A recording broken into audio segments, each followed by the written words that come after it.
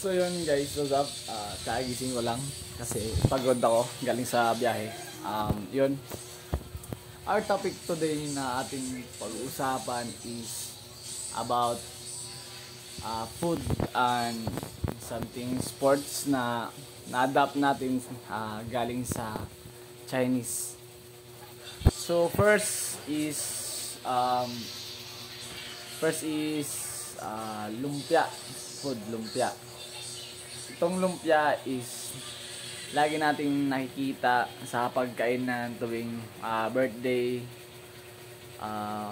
basta all of celebrations, parang andyan lagi yung lumpia guys, di talaga siya nawawala.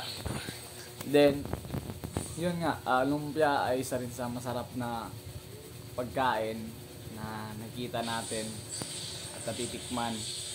Then pangalawa ay itong siopaw na talagang masarap, lalo na yung flavor is yung parang beef mga ganun.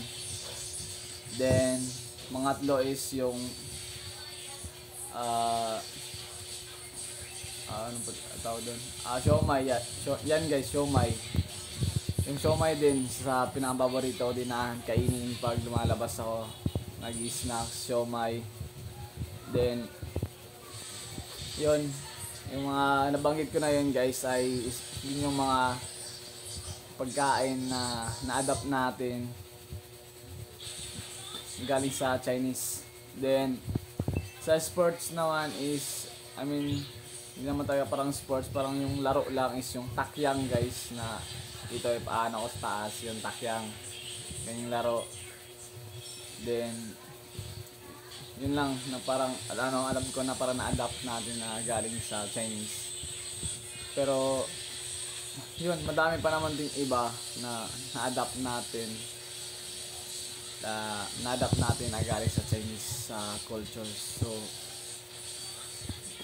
hindi ko lang alam ano yung lahat, pero yun lang yung pang alam ko na na-adapt na Chinese cultures.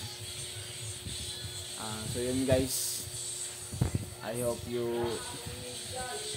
enjoy this watching my mini vlog, short vlog about